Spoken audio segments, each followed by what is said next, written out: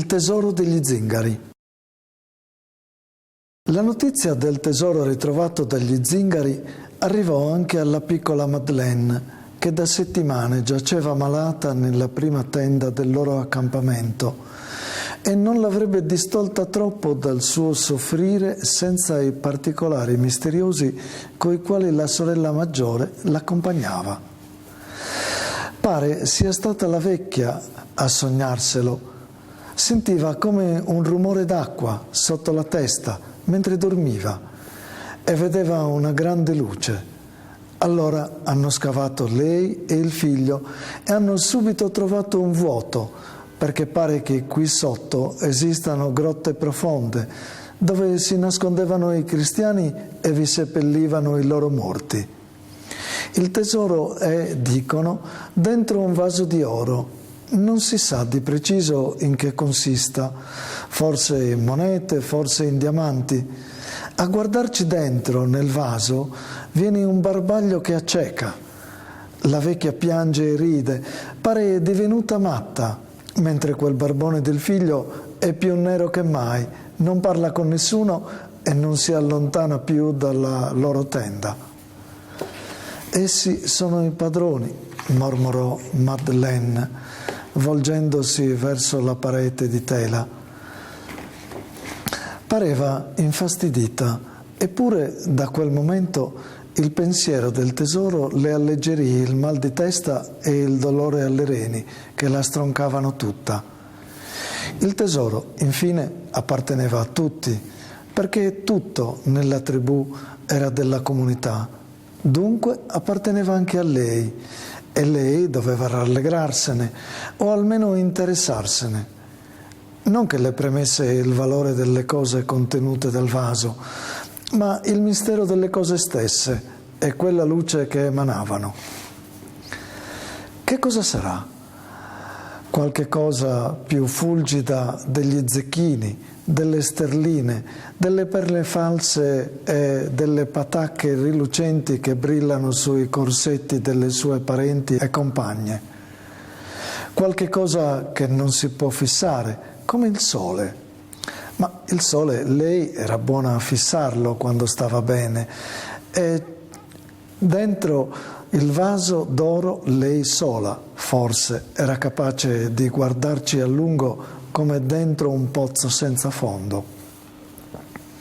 Prima che la vecchia e il figlio lo lascino vedere ci vorrà del tempo, però loro sono i capi della tribù. Veramente il capo dovrebbe essere il figlio, ma è talmente attaccato e ligio alla madre che la vera padrona di tutti è lei. Lei tiene la cassa della comunità, lei impartisce ordini, da lei dipende lo stare in un posto o nell'altro. Lei presiede ai lavori degli zingari magnani e ramai. Infine è lei che adocchia se c'è qualche cosa da prendere nei dintorni e comanda sia presa, o se la piglia lei senza far chiacchiere. Adesso possono anche far venire il dottore a visitarmi, pensava Madeleine, rivoltandosi con dolore nel suo giaciglio. Io sono stanca, e più che stanca si sentiva infinitamente triste. Il pensiero che la morte poteva dar fine al suo male non le passava neppure in mente. La sua mente, anzi, era piena di immagini di vita, e questo continuo e impotente fantasticare accresceva la sua stanchezza.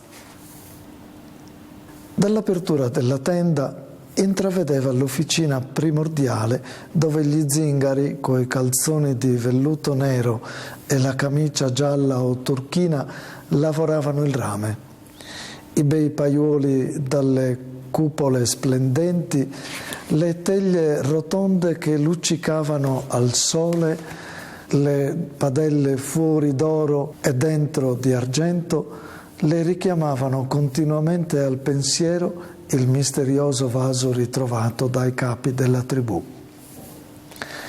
Eccola lì, la vecchia, con le mani sui fianchi, alta e dura come una regina. Dall'ampia sottana rossa pieghettata si slancia la vita sottile circondata da una cintura di perline. Un fazzoletto verde e viola le stringe la testa serpentina e dalle orecchie le scendono, coi lunghi pendenti, 2 treccioline bianche con 2 uncini in fondo. Anche il viso pare tinto con la terra gialla e il bistro. Gli occhi dorati, il naso, le dita adunche ricordano un qualche uccello da preda. Va di qua, va di là, osservando tutto. Parla con la più giovane e bella delle zingare, quella che con gli occhi che sembrano finti di cristallo nero legge la sorte sulla palma della mano sinistra ai giovanotti che s'avvicinano all'accampamento. Infine si ferma davanti alla siepe sopra gli orti intorno e forse osserva se c'è qualche cosa da prendere. Madeleine la segue con uno sguardo fra di ammirazione e di odio. Di lei ha una grande stima, mista a terrore, perché oltre il resto la sa brava a fare i sortilegi. Ma dal giorno della notizia del tesoro sente anche di odiarla. Il tesoro appartiene a tutti, perché dunque non lascia vedere, almeno vedere se non toccare? E perché non spende una delle monete ritrovate per chiamare il medico? Io sono stanca, ripete fra sé Madeleine e chiude gli occhi per sentire meglio la sua infinita stanchezza. Le pareva che la sua pelle se ne andasse, attaccata agli stracci che la coprivano, che le ossa si disgiungessero e si bucassero come quelle dei morti. La notte, specialmente, era lunga e tormentosa, anche se i beveraggi di estratto di papavero e di lattuga preparati dalla madre la facevano sonnecchiare. Sogni terribili le finivano di succhiare il sangue. E la mattina presto, quando il canto del gallo le faceva intravedere il rosseggiare dorato del cielo e gli zingari si alzavano uno dopo l'altro, tutti, anche i più piccoli, e si sentivano tossire, ridere e starnutare intorno ai fuochi che fuori le donne accendevano, e lei sola rimaneva nel suo giaciglio, straccio fra gli stracci, e la pelle d'orso che la copriva puzzava e pesava come ancora grave del corpo della bestia. Una tristezza senza conforto le invecchiava l'anima e il viso. In fondo però la speranza non l'abbandonava. Solo una mattina provò un primo senso di disperazione. Era il lunedì dopo Pasqua. Svegliandosi, dopo una notte più febbrile delle altre, ella sentì qualche cosa di insolito fuori nell'aria e nel recinto della tribù. E nel crepuscolo stesso della capanna, dove i suoi parenti già si agitavano e qualcuno anche mangiava e beveva. La pelle d'orso le pareva più pesante del solito, più ripugnante e paurosa, come fosse l'orso vivo, mentre la polvere sollevata dalla madre nel pulire il pavimento con uno straccio le ricordava quella delle strade nei caldi giorni di estate e di gioia. D'un tratto si mise a piangere infantilmente. La madre, che era la sola a curarsi di lei e non troppo, le fu sopra, spaurita. Da quando era malata, Madeleine non aveva mai pianto. Adesso i suoi stridi parevano quelli di un bambino appena nato, dolorosi e incoscienti e senza ragione. Che hai? Che hai? Ti senti male? Madeleine volse il visetto livido contro il guanciale, sotto la matassa intricata dei capelli oleosi, e parve vergognarsi del suo pianto. La madre la rivolse in su, la sollevò, le aggiustò il giaciglio, poi le fece bere un po' di caffè freddo con acquavite e credette che la piccola avesse la febbre perché toccava con ripugnanza la pelle d'orso e diceva: levami questo, ho paura. Di che hai paura, piccola Stella? L'hai tenuta sempre addosso e ti piaceva, adesso avrai freddo. Non vedi che c'è l'orso? Strillò Madeleine con terrore, torcendosi tutta. Va bene, me la metterò io, disse la sorella maggiore, tirando giù dal lettuccio la pelle calda, e vi si sdraiò subito a pancia in aria come un gatto al sole. La madre credeva che Madeleine avesse la febbre forte. Forse era al termine della sua malattia e doveva andarsene. Bisognava avvertire la vecchia. Di solito era la vecchia che curava i malati nella sua tenda. Esisteva un piccolo reparto farmaceutico e lei distribuiva continuamente il chinino agli zingari e preparava unguenti contro le malattie della pelle. Per questo aveva fama di fare stregonerie. Fu chiamata presso Madeleine. Il solo suo entrare maestoso e luminoso nella capanna fece bene alla fanciulla. Le parve che il sole stesso, coi suoi zecchini scintillanti e il rosso, il giallo, il viola dei suoi raggi guardati ad occhi socchiusi, si affacciasse all'apertura del suo triste covo. E quando le dita sottili della vecchia, dure e rossastre come i pampini secchi, le toccarono il polso e le sollevarono le palpebre, rabbrividì tutta. Adesso le domando che mi faccia vedere il tesoro. Adesso le dico che è di tutti, che deve farlo vedere a tutti, pensava con audacia. Ma non osava neppure guardarla in viso ed anzi aveva paura che quella indovinasse i suoi pensieri. Dopo aver bevuto un bicchierino d'acquavite offertole dalla madre della piccola malata, la vecchia andò sull'apertura della tenda e sputò fuori. La bimba non ha niente, disse senza voltarsi. Piuttosto dovreste metterla un po' fuori, al sole. Oggi è davvero una giornata di primavera. Madeleine fu rivestita dei suoi stracci e messa fuori, sulla pelle dell'orso stesa sull'erba, nell'angolo dell'accampamento dove il sole batteva più forte. Ella volle portare con sé una cosa che teneva nascosta sotto il guanciale, la sua unica proprietà, uno di quei piccoli specchietti che le donne tengono dentro le loro borsette e che al tempo dei tempi, quando correva scalza con gli altri ragazzi, uno di questi aveva preso alla bella zingara che leggeva la sorte e ceduto a lei per un soldo nuovo. Ella teneva lo specchietto nascosto per paura che la zingara glielo vedesse, ma aspettava il momento opportuno per trarlo fuori e servirsene per giocare col sole.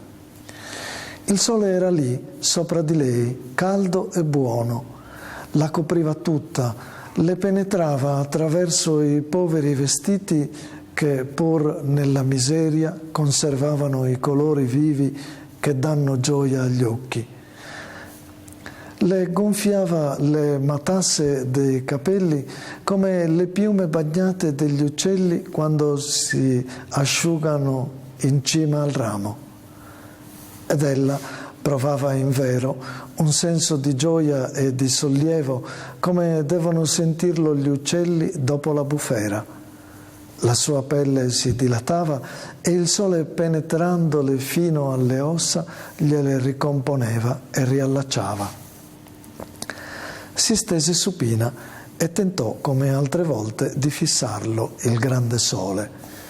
Ma gli occhi erano deboli, li chiuse e le parve che l'azzurro vivo del cielo le coprisse il viso come una stoffa di seta. E sotto questa meravigliosa coperta si addormentò.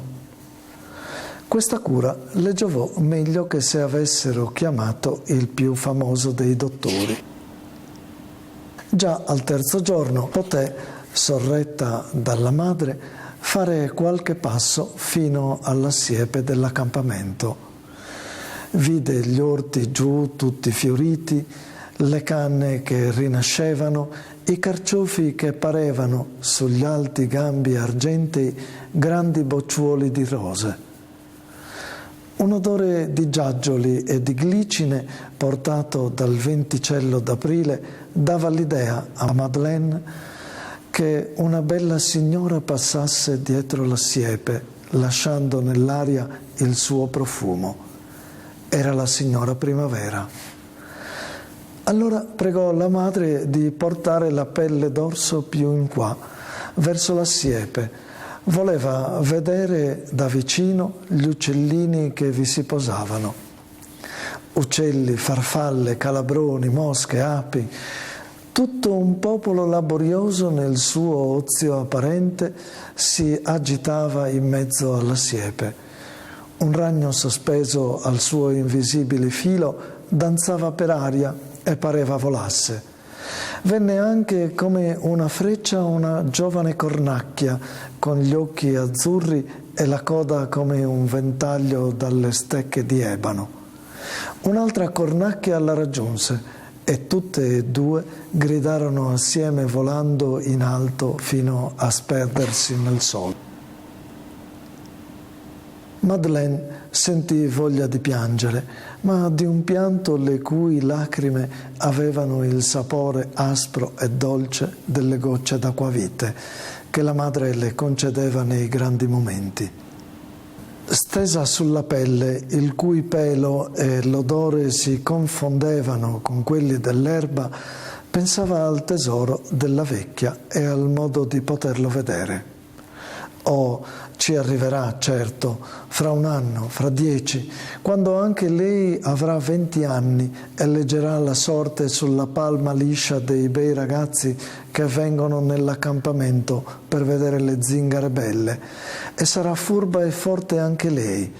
Arriverà a vederlo, il tesoro, e poi è di tutti, è della comunità, e la vecchia dovrà bene tirarlo fuori. E di tutti, come il sole, mormora Madeleine, e per farsi un'idea del misterioso splendore che sgorga dal vaso d'oro, trae lo specchietto rotondo e lo contrappone al sole. Lo specchietto brilla e vuole davvero follemente parere un piccolo sole. Madeleine lo fissa, ma non è soddisfatta. Altra luce è quella che splende dentro il vaso d'oro. Allora, dopo essersi divertita a giocare un po' col sole, agitando lo specchietto e facendone balzare il riverbero intorno sull'erba e la siepe, pensa che forse il tesoro si vedrà meglio nel sole stesso. Si butta supina e poiché gli occhi non vogliono stare aperti, si tira in su le palpebre con le dita. Un grande barbaglio la investe tutta. Le lacrime che le velano gli occhi lo accrescono. Le pare di essere sotto una pioggia di perle, di monete, di gioielli e di stelle. E finalmente ha davvero l'impressione di quello che è il tesoro della comunità degli uomini tutti, la gioia di vivere.